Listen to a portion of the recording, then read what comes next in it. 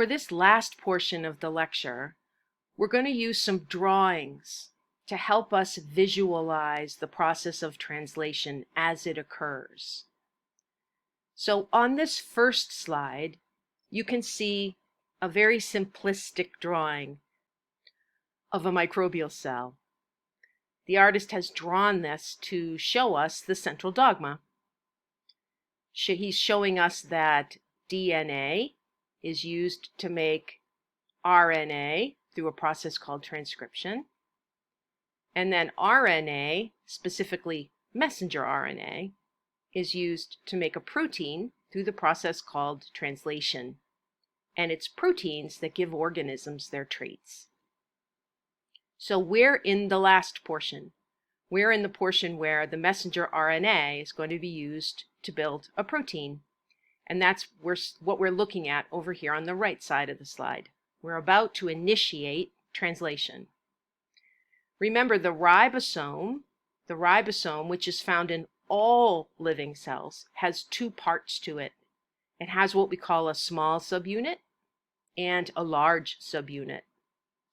The only difference between prokaryotic cells and eukaryotic cells is the exact makeup of the small and the large. In both subunits, you'll find protein and ribosomal RNA. That's true for prokaryotic ribosomes and eukaryotic ribosomes. It's just that the proteins and the exact piece or pieces of ribosomal RNA are going to differ. So prokaryotic ribosomes are just a little bit different from eukaryotic ribosomes, but they function the same way. This messenger RNA that was made during the process of transcription has to be read. It has to be decoded. That's the job of the ribosome. There's a start codon somewhere on that messenger RNA, and you can see it right here. It has the base letters A, U, G. We need this ribosome to come in and assemble just upstream of that start codon so that the very first codon that it decodes is the start codon.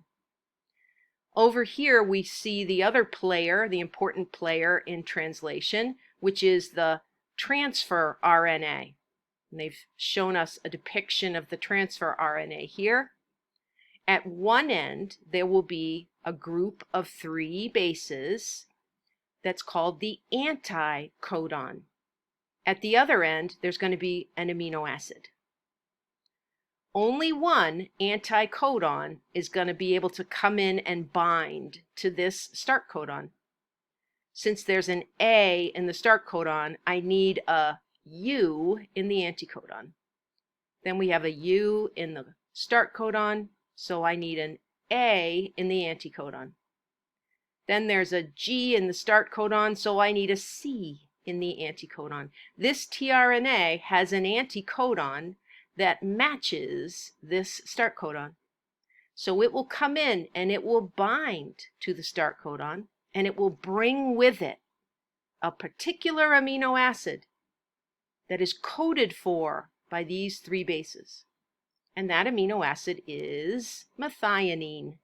It's abbreviated MET. Translation, we said, has the same 3 phases that transcription has. It has an initiation phase, an elongation phase, and a termination phase. So once that ribosome is sitting on the messenger RNA all assembled, and that very first amino acid is placed at the start codon, we're done with initiation and we're ready for elongation.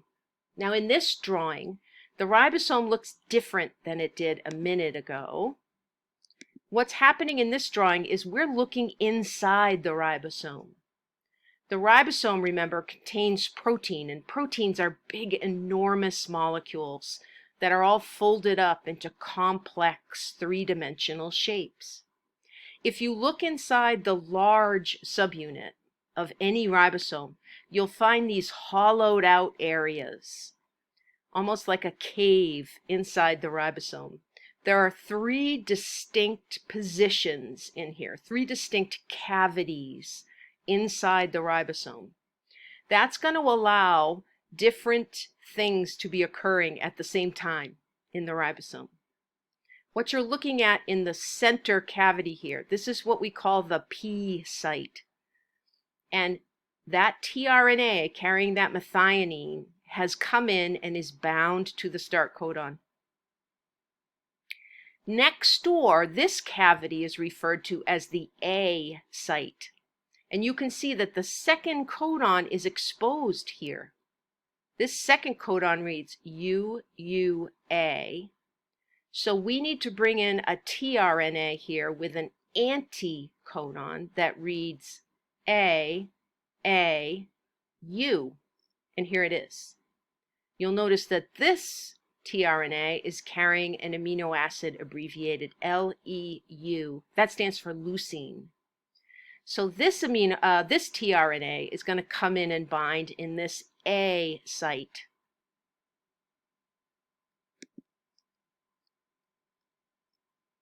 Now, once I have the A site and the P site occupied, the ribosome can do what you could argue is its most important job.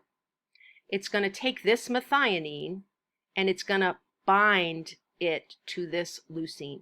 It's going to build a covalent bond. It's going to build a peptide bond between these two amino acids. That tells you something. It tells you that the ribosome can act like an enzyme. It's not an enzyme, but it can act like an enzyme. It's the rRNA in the large subunit that's actually going to do this work, that's actually going to catalyze the formation of a peptide bond between these two amino acids. Now, once that happens, we need to move along. We need to continue down the length of the messenger RNA. So the ribosome needs to translocate. It needs to shift this way by one codon. And that's what we're looking at here. Now, the first codon, the start codon, is no longer in the middle cavity. It's in this left-hand cavity that's called the E site. Think E for exit. It doesn't have its methionine anymore. And that's because the ribosome took it off. The ribosome is building a string of amino acids right in the center cavity here. So now this tRNA, it's done its job. It delivered the methionine, and now it's ready to exit. It's ready to go, and it will be released from the E site. That second codon is now in the center in the P site. You can see that it still has its leucine here. Now we can bring in a third tRNA into the A site. This next codon reads GGU. That will bring in an anticodon that reads CCA, and that particular tRNA carries an amino acid abbreviated GLY for glycine. Now the ribosome will translocate. It will go to the next codon, and everybody will shift to the left. We're going to see this glycine move into the P site and get attached to this growing strand of amino acids. This tRNA will shift over into the E site where it can leave, and another tRNA will come in, the one that matches this next codon that will be opened up. This process continues all the way down the length of the messenger RNA. This is elongation. We're going to build a peptide bond between the leucine and the glycine. And then this tRNA will come into the A site and it will deliver a phenylalanine. And that one will be added on to the string that we're building. One by one by one, we're going to bring in amino acids according to the code in the messenger RNA. And one by one, those amino acids will be added into this chain of amino acids. what we call a polypeptide. The ribosome just keeps translocating one codon at a time, all the way down the length of the messenger RNA, and new tRNAs come in to the A site and deliver their amino acid. Only the tRNA that matches the codon is going to be allowed in. You'll see that there's another AUG in this drawing. And you might say to yourself, wait a minute, that's the start codon. It is. But remember, it also codes for an amino acid. It codes for methionine. This particular polypeptide needs a methionine at this next position. That's why you see another AUG here. As the amino acids are taken off of the tRNA just gets released. It's going to get used again. It will go out into the cytoplasm and it will have another copy of its amino acid attached, so that the next time it matches a codon, it can come in and deliver that amino acid. Now, elongation is going to end at the time that the ribosome translocates and hits a stop codon. So the stop codon will be underneath the A site. There will be something in the P site that has had its amino acid just, taken off of it. Whatever's in the E site will exit. But we've got this stop codon now in place. And it's important to remember that the stop codon is different from all other codons. And the reason it's different is because the tRNA that can bind to this stop codon, the tRNA that has an anticodon that matches this stop codon, doesn't carry an amino acid. So a tRNA will come into the A site and its anticodon will bind with this codon. But there's no amino acid on the end of it. It has nothing to contribute. So when the ribosome then translocates again, there's no bond to be made. There's no amino acid to add. And what will happen is the polypeptide will then be finished. Here it is. Here's the polypeptide. It's going to get folded up into a very intricate three-dimensional shape that will be a functional protein. Meanwhile, the ribosome just lets go. It's finished. It's come to the end of the mRNA.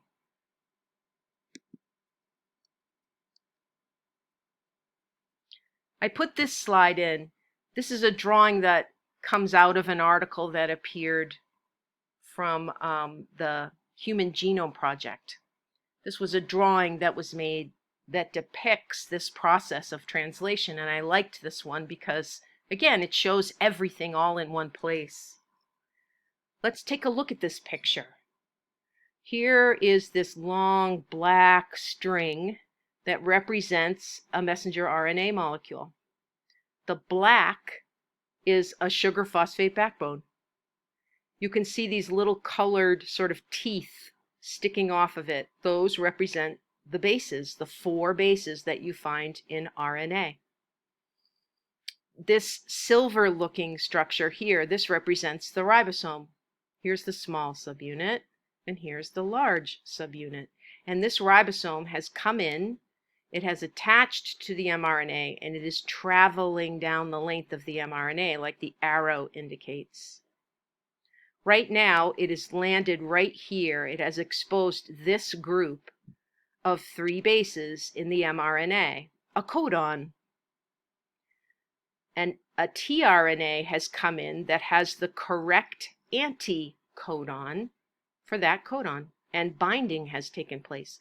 Hydrogen binding. Remember, when bases come in, they don't covalently bind to each other. They hydrogen bond to each other. It's just temporary. This tRNA has an anticodon at one end and it has an amino acid at the other end, depicted by a little yellow ball. Now, this ribosome has already traveled quite a ways down this mRNA, so it has already built a long string of these yellow balls, these amino acids. This is the growing polypeptide chain. And the ribosome is responsible for building the peptide bond, the covalent bond, between each one of these amino acids. There's another tRNA coming in right now, getting ready to interact with this codon. It has an anticodon that is complementary to the bases in this codon. It's bringing in another amino acid. Behind that one, there'll be another tRNA with an anticodon that matches the next codon. The ribosome is going to keep translocating one codon at a time down the length of the mRNA molecule until it hits a stop codon. Then the process will end in termination. Then this string of amino acids will be complete. It will be a complete polypeptide. We have built a string of amino acids according to the code that's in the messenger RNA. And that code came from the DNA. The messenger RNA is just taking the code from the DNA and bringing it out so that that code can be decoded and used to build a polypeptide. That polypeptide will then be carefully folded up so that we get a very specific three-dimensional folded protein that will go off and perform a very specific function for that cell.